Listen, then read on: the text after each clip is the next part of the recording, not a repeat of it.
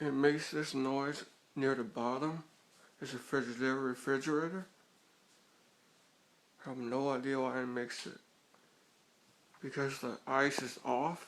As you can see, it's in the off position. And I've cleared out some of the ice. At first I thought it was because of the amount of extra ice in there that caused it, but it wasn't.